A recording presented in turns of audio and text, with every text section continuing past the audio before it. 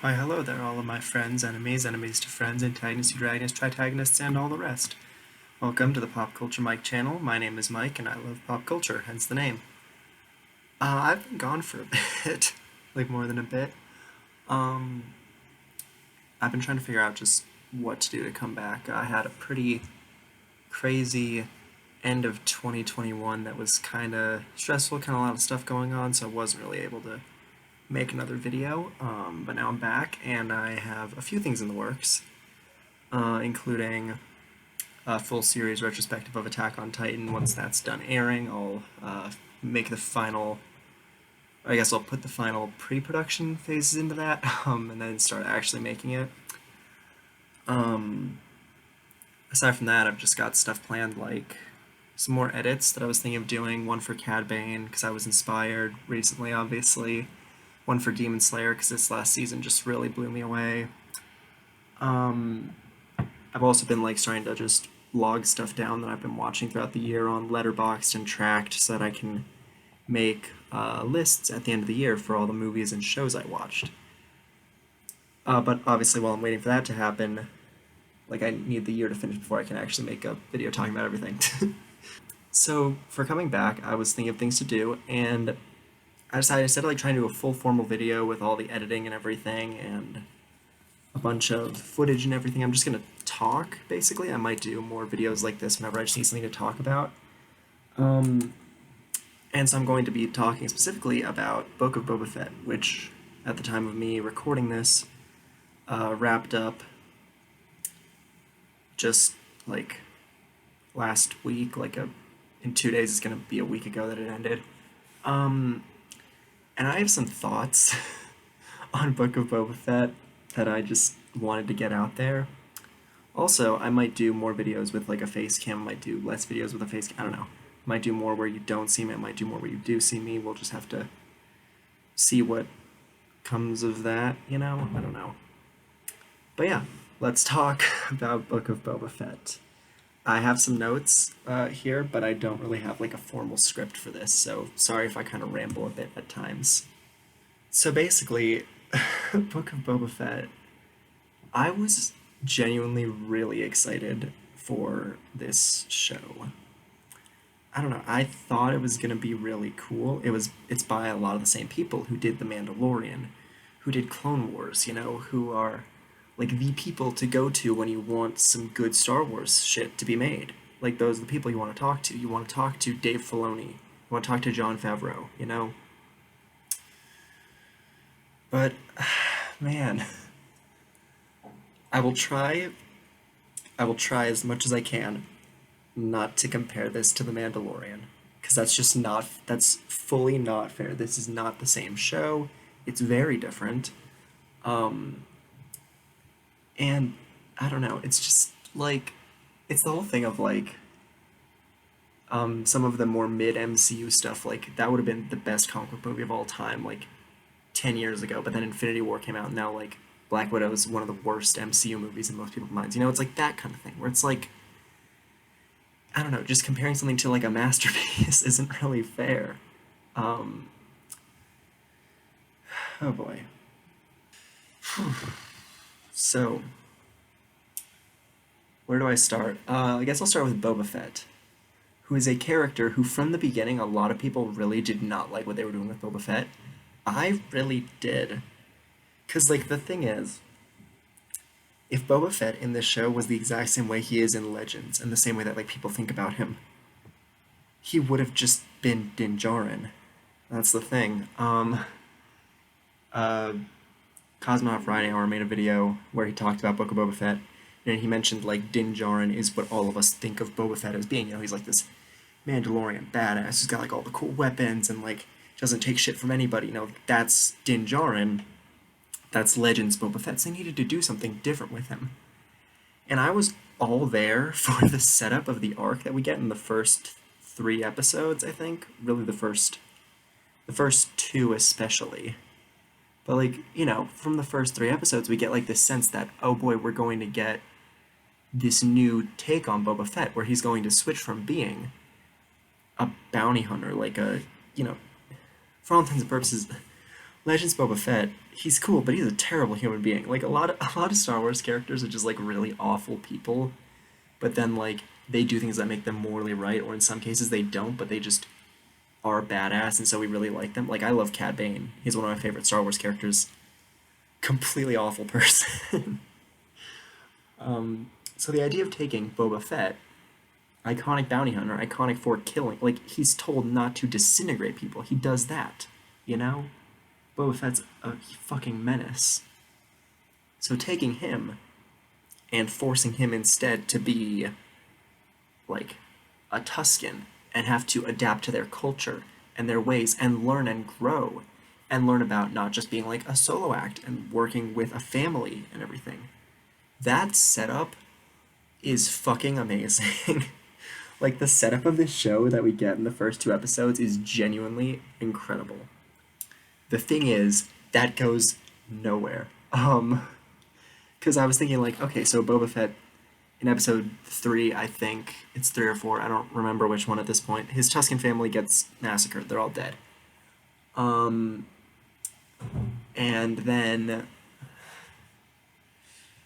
and then, I was thinking, well, now this is why he wants to take over Mos Espa. He wants to be the daimyo who's like protecting the people. He wants to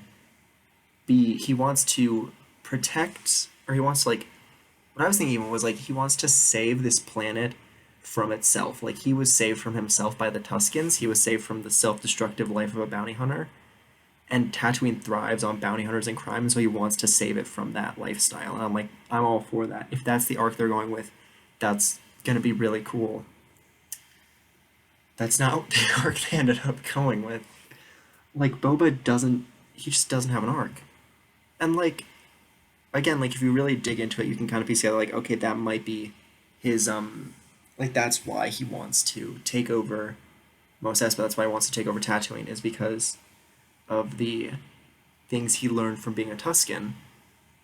That's never like given to you in the show though. That's just something I came up with to try to explain what's going on. So I don't know. Sometimes some things about this show, man, I just what else? Fennec Shand. She's another character in the show. Fennec Shand is literally doing the exact same thing here that she did in Mandalorian. The same thing she did in Bad Batch. She's just here to be cool, have cool fight scenes, and do nothing else. And in that sense, I think she's better handled than Boba Fett because they don't give her setup. They don't give her anything to do. They don't give her anything that would give her motivation until episode 4, which just fucks with everything. But for the most part, it's just she's just Fennec Shand. She's indebted to Boba Fett, so she's kicking ass for him. I'm all for that. You know, Ming-Na Wen is a badass. Fennec Shand is really cool. I like her in Mandalorian. I like her in Bad Batch. Fennec is awesome. The downside is that they don't do enough with her. Like this just keeps coming back. Like it's like here's a cool thing. Let's just not do anything with it. Like when Cad Bane shows up. Oh yeah, spoilers. Cad Bane shows up. I think everyone already knows that by this point, even if you haven't watched the show. But spoiler alert, I'm gonna be spoiling everything, all 6 episodes. Yeah, all 8. There are 8 episodes of this show. God, I keep shows you really how memorable the first 4 fucking episodes of this show are that I only really remember the last few. So yeah, Fennec Shand and Cad Bane are both in this. They never interact. Like, we had like such a good fight scene between them in Bad Batch, and they just never even see each other in this show. I don't think. Like, I think no, she sees him, but she doesn't acknowledge him. He doesn't acknowledge her. Like, Boba and Cad Bane, that's like a Star Wars, like deep cut Star Wars fans know their connection. You know, like if you've seen Clone Wars, you're like, okay, they were in prison at the same time. That's their connection. If you know the unfinished episodes of Clone Wars, they dueled, which is maybe still canon, because Cad Bane has like a metal plate on his head, so maybe he did shoot Boba in the head and give him the dent, which doesn't make sense unless Cad Bane's just got like fucking ultra blasters. I don't even know. They're gonna have to find some way to explain that dent because it just doesn't make sense now. But so Cad Bane and Boba Fett's fight, that totally could have happened, but we've never seen it. Unless you're like a hardcore Star Wars nerd, you're not going to know that those two fought. And it's fine to have stuff from the expanded lore. They have Scorpionic droids. Who the fuck knows what a Scorpionic droid is? That's more of like a, hey, if you're a hardcore Star Wars nerd, here's this Easter egg for you, but you don't need to know what they are to understand big, bad, scary robots. Or Cobb Vanth, back when he was in Mandalorian. Like, I've, I've gotta be honest, I've never read that book. And he shows up, and I'm like, this is a cool guy. And then, like, Cobb Vanth, and they're like talking. And then later on, I found out that he was an existing character, and I'm like, cool. But he was enough of a character on his own in Mandalorian that I don't care. But Cad Bane and Fennec Shand are the only ones we've seen interact on screen, and they never do anything. Like when Cad Bane showed up, I was like, there's so much potential here. You could have Ahsoka comes to deliver Grogu. Like I fucking called it that Grogu was gonna pick the Beskar. Like I knew he was going to. I thought he was going to pick both. And then like Luke would be like, you have time with the Mandalorian, but then we're also going to train you as a Jedi. I didn't know exactly what was going to happen there, but I knew that he would end up back with Mando. So I was thinking like, Ahsoka is going to bring him to Tatooine, and then she's going to fight Bane, and it's going to be like, oh, these two know each other, they fought. Or like, again, Fennec and Bane. They have fought on screen that we've seen. They're both on screen at the same time in the show. They don't even acknowledge each other. They're not, like, Fennec doesn't even give him, like, a careful Bane. And then he's like, last time we fought, I kicked your ass, or some, just anything. Like, God. So much missed potential. What else? Oh yeah, Chrysanthemum, very cool. I actually like Chrysanthemum's inclusion in the show since he's just like big muscle. And here's the thing, even in like extended canon and like extended lore and stuff, if you know who Chrysanthemum is, he doesn't have like that much to him.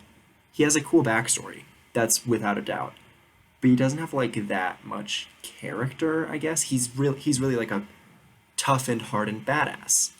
And that's totally fine, especially because that would have played off really well if Boba had been like a gentler, more edges off type dude. But I don't even know what, like, I can't tell you what Boba Fett's character was in this show. I just can't. Like it's so mixed, and then especially just because it doesn't add up. Because in Mandalorian, we still saw him being fucking brutal. Like he savagely kills like 30 stormtroopers, and now he's just like a fucking teddy bear. And I'm like, well, you need to have some kind of like, I don't know, something, whatever. So yeah, Chrysanthemum's fine. God, the mods. I cannot stand the mods. When they first showed up and everybody was like, these kids fucking suck, I was like, well, let's see what happens with them. Let's see where they go with this. Nowhere. There's nothing. They have, I'm convinced that there's like an episode missing of this show. Cause it's um it's 7 episodes instead of the 8 episodes of The Mandalorian. Each season of The Mandalorian was 8 episodes. This was 7 episodes. I'm convinced there's just a missing episode where we have like a little mini side quest with Drash and Fennec and Boba, and that gives you that gives you all the missing development for Boba, and he like explains why he's doing what he's doing to Drash, and then that gives you some development for her, and like she has a reason to be there. And the main reason I think like Fennec, Boba, and Drash had like a little side quest thing that they did is because Fennec makes this like one liner about like manners. Nice to see that for once to Drash. And there's no setup. Like we've never seen Drash be rude to Fennec. We've seen her be rude to Boba at first when they first showed up, but then after that they just do what he says all the time. Like I don't know. And then okay. Everyone knows the best episodes are 5 and 6. Like everyone. People who haven't seen the show yet know Mandalorian comes back in episode 5, and from there the show goes way up in quality. Because it just becomes like Mandalorian episodes, basically. And the thing is, I'm all here for that. I love the Mandalorian. He's such a cool character. He never takes off his helmet in this show. And he has like such a big presence still. Like his physicality. He's got the dark saber now. He's the Mandalorian we know, plus he's got a lightsaber, which is fucking cool. And they give us more like backstory. They let us see the Purge of Mandalore. They give us more explanation for how the dark saber works and how you have to connect with it. And it's like an expansion on what we've seen in Rebels. We see Sabine says like, oh, the blade's getting lighter the more I'm wielding it. And Kanan's like, that's because you're connecting with it. And we know that Din, therefore, doesn't have a strong connection to it. And I'm like, okay, this is going to be interesting. And then in episode 7, he can just wield it effortlessly, and I'm like, well, he can't. He's not even like struggling. Like I'm fine with him being able to fight with it in this like fight scene, but like he should struggle or something.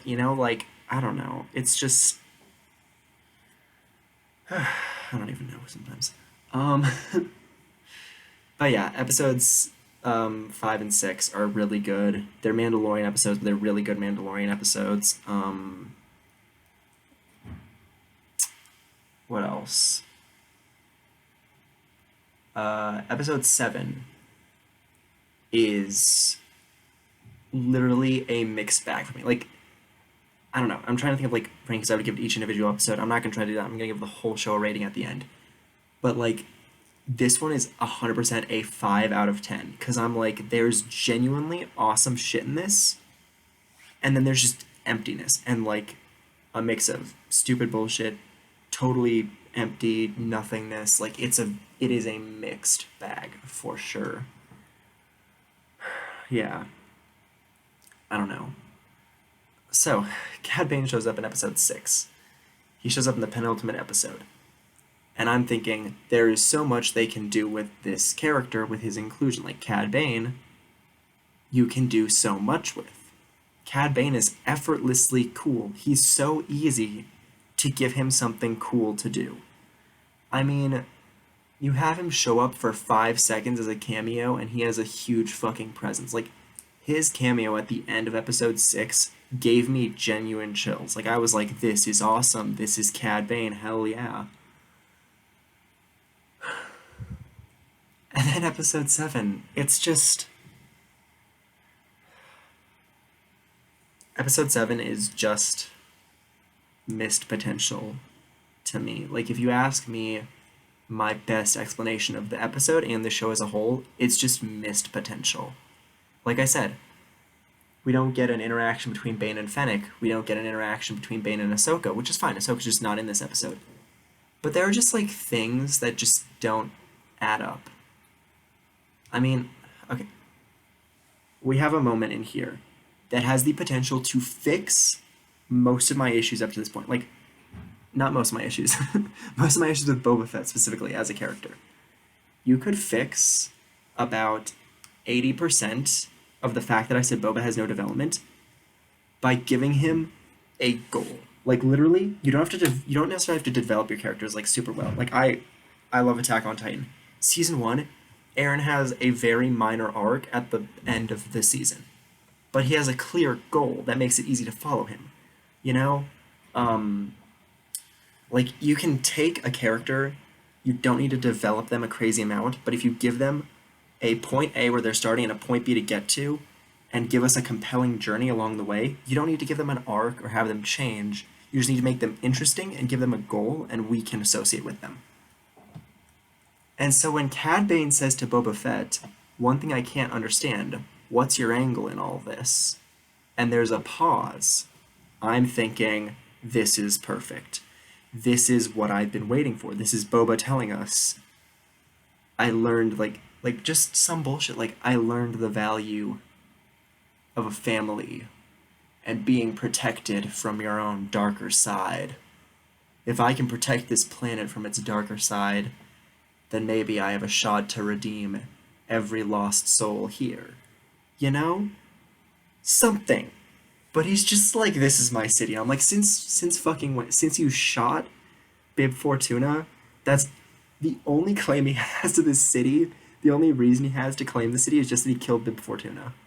Like, that he doesn't have a reason to want to be in control. He just is, because he killed the guy who was in control. Oh boy. What else in the finale? Cool shit. Scorpionic droids. They're awesome. I can't think of, like, a connection between Scorpionic droids and canon. Maybe there's just, like, a random comic I haven't read or, like, a book.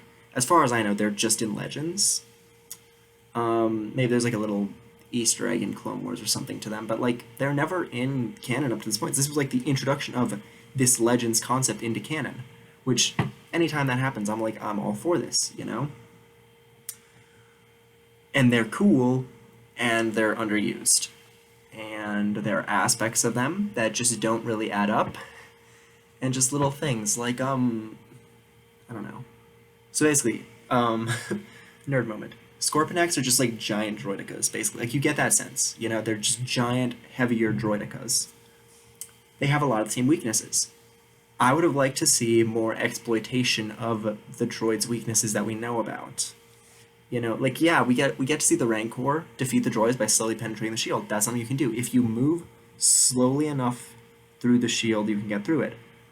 Another way to get through those shields is metal. Saw Gerrera in the Clone Wars, he takes droid poppers, he can roll them under a droidica shield.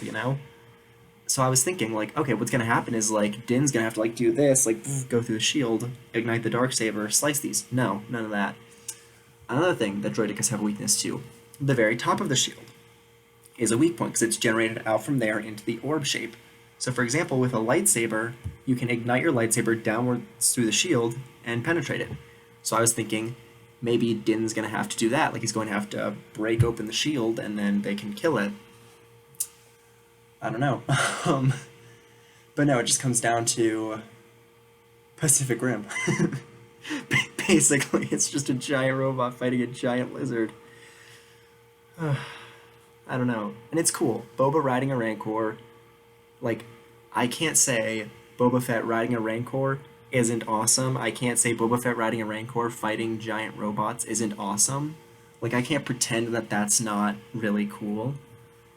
But I can still complain about when it's fucking stupid, and it's fucking stupid. Other things. Cad Bane's death. I wanted that fight to last longer. I get it. I get there is nonverbal storytelling in that fight, which is awesome. Which is that by trying to be a bounty hunter, by trying to quick draw, Boba loses to Cad Bane.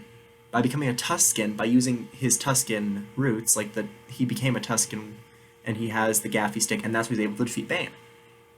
That's really good nonverbal storytelling. Like, giving us this... And again, that's more points towards this arc of Boba's that would have been awesome and just isn't here. But yeah, anyways, that fight, it's cool in concept, but the execution, it just feels a little bit anticlimactic. Like, I wish that it almost lasted longer, and then at, like, the last moment... Maybe I've just been watching too much Demon Slayer, but I wish that at, like, the last moment, like, Boba was about to die, then he had some, like, flashback to a communication with, like, the warrior lady from the Tusken tribe, and she tells him, like, some just bullshit about, like, the stick is an extension of yourself, and by using random bullshit, you can win this, I don't know. I've definitely been just watching too much Demon Slayer, which is why that's, like, front and center of my brain is, like, flashback to Mentor, and then, like, you're right, I can do this if I believe in myself type shit. But, like... Bless me. Holy fuck. But, like, there's a reason that's such a big trope in anime. It's that it works. It's effective, and it can give you an emotional moment. But I don't know. Like, yeah, the nonverbal storytelling there was cool, but that fight should have lasted longer. But that was the best fight in the show. Okay, Boba had a few moments of being a badass in this whole series. In season, I guess. This is not... I think there are going to be more seasons of this. There's room to improve. I'm going to stay skeptically optimistic that this will improve. I'm not going to say this will 100% get better, this will 100% get worse, this will stay the same. I'm just going to say it has room to improve. I have faith. If they play their cards right, season 2, it can fix this. What else about the finale? They're just... Watching the finale, I just felt, like, incomplete in a lot of ways. Little things, like Grogu being reunited with Mando. I get that they're, like, in a life or death situation in the battle, but that's, like, such a non-moment. Like, when he jumps up and hugs him, there wasn't even, like, the right musical cue, in my opinion, which is unfortunate, because the music in the show, it's amazing. Obviously, it's Ludwig Göransson who did Mandalorian, and he's an incredible composer, and he should honestly have a lot more work on TV shows, because he's genuinely an incredible composer. Um, but there just wasn't the right musical cue for that to be like a really like I don't know, just like a little like playing Grogu's theme or something. I think it does, but it plays for like a second, but just like a sweeping orchestral of that, and then heading back to the battle music, like that would have worked to give us just like the right little emotional moment in the middle of the battle. Yeah, I don't know. What else? Okay, I'm gonna have to talk about this because it's now like it's up there for my favorite just pieces of random stupid bullshit that happens in media I like of now of Scad and his little spin. I love it. I Oh my god, it's so stupid and so pointless. Like that's like up there with like Power Rangers backflipping into battle, Where you're like, why do you need to do that? You can just run up and it's just as effective. Of like yeah, this is really stupid, but it's fucking hilarious. Except the thing is for Power Rangers, it's a show for like 7-year-olds. Like I watched Power Rangers when I was like 7. Um and so I don't exactly I don't exactly think that holds up in this like I don't even know like who the target demographic for the show is. Like Mandalorian, I can say it's like yeah, it's definitely like a darker, more violent show in Star Wars canon. It's definitely for like a teen audience. I would say it would be like the target. Obviously, like you can enjoy it if you're older. You can probably watch it if you're younger and you're just okay with more violence. But I'd say it's more for like 11 plus ish. I guess would be the thing I would say for that. This I don't know because there are just moments where I'm like, this is childish. Not even like this is stupid. Just like this is like this feels kiddish. And I think that comes down to I don't want to shade any directors or writers because I know that they worked hard. I know they poured their hearts and souls into this to try to make it good.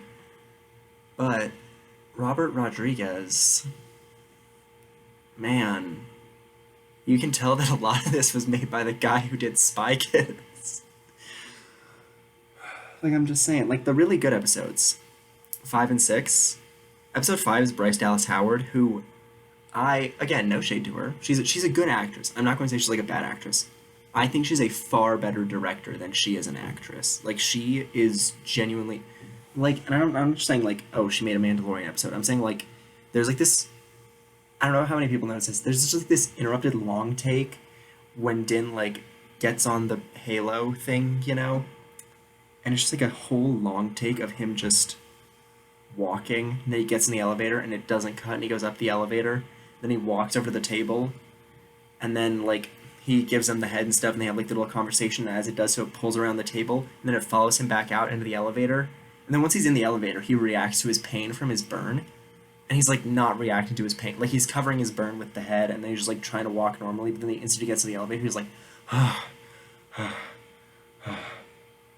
and the thing is, the way these shows are shot using the volumetric stages, that means that like he had to like walk on the one stage to the elevator. Then while the elevator is going up, they had to switch out props and switch the backgrounds.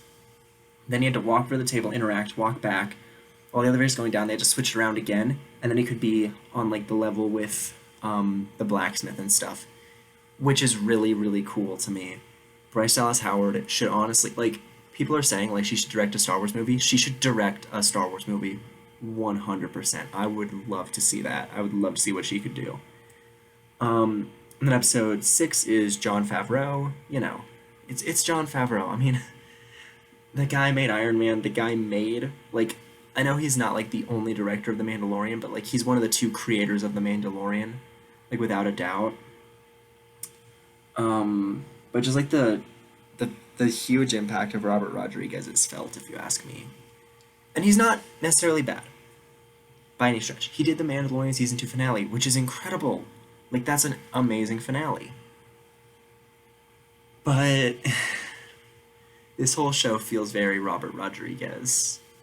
I will say. I think he had a much bigger role with the show as a whole. I mean, he has two he plays two characters. He plays Mok Shaiz and the one Trandoshan, like the red and the blue robes. You know the one I'm talking about. The the head of the Gotra. I don't know that character's name. I don't know if that character has a name.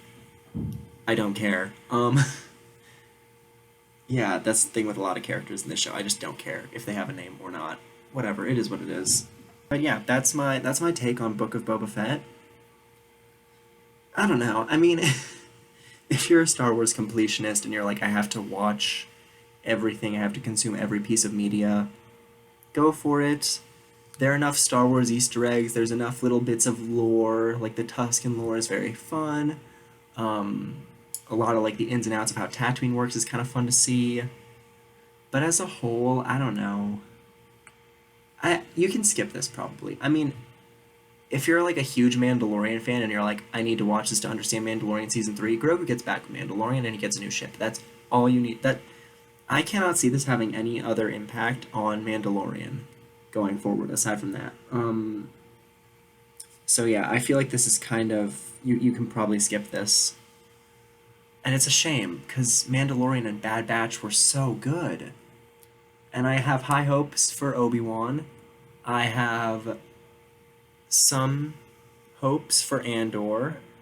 Not much. I think he's boring in Rogue One. I'm sorry, I like Rogue One. I don't like Cassian Andor. He's boring. I don't know what to tell you. The only characters in Rogue One I actually like are K2. Um,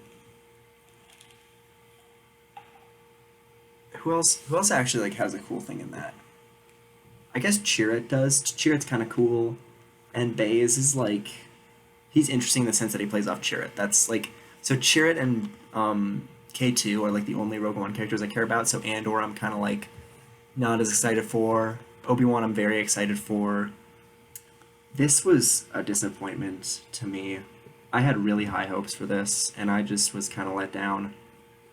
Yeah, it's not bad. I've been shitting on it this whole time. I didn't hate it. Um, I think I think it's like in terms of like other Disney Plus content, it's on the level of Falcon and Winter Soldier. It's like it's decent. It's passable. I'll say it's passable. It's a okay. Ask me 6 out of 10.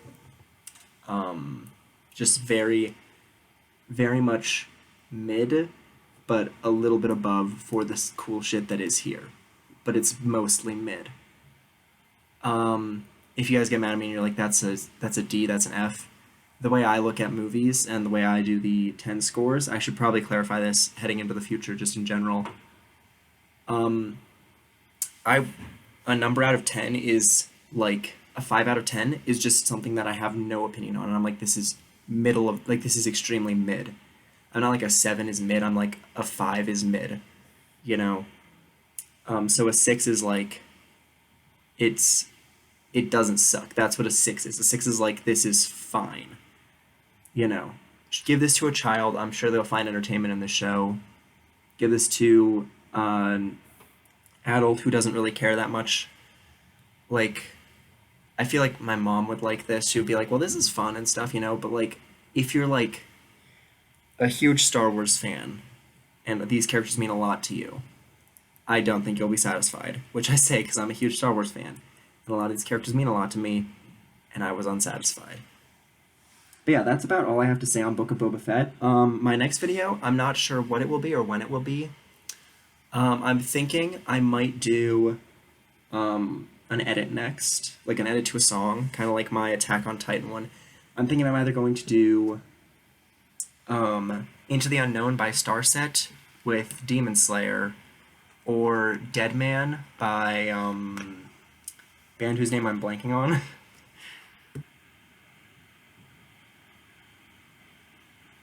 Smash Into Pieces. Dead Man by Smash Into Pieces. Okay. I can rest easy. I can sleep tonight now that I know that. But yeah, I'm either going to do a Cad Bane edit with Dead Man by Smash Into Pieces, or a Demon Slayer edit of Into the Unknown by Starset. Let me know in the comments which one you guys would like to see first. I'm trying to balance it out because I'm currently in like a Clone Wars hype. I've been rewatching that. Plus obviously Demon Slayer hype because this last season. First of all, if you're like, I'm not watching Demon Slayer, I don't want like it's too popular, it can't be good. I highly recommend season 1. Season one starts really slow but gets really good towards the end.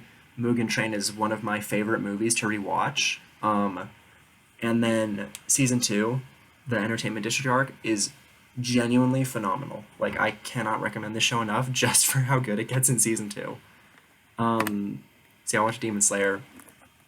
I'm just gonna tack onto this at the end of this because I just finished Demon Slayer like yesterday. Um, so Demon Slayer season two, Boba Fett season one. 6 out of 10.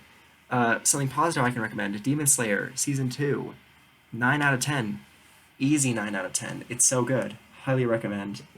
Yeah, check it out. It's good.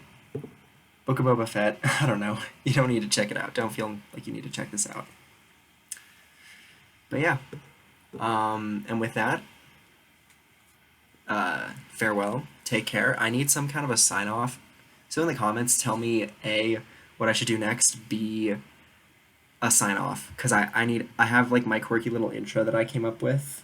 That one of my friends helped me come up with. But I need like a sign off. Because, that'd be fun. But yeah, for now, I'll just say take care, sleep well, and see you later. Bye.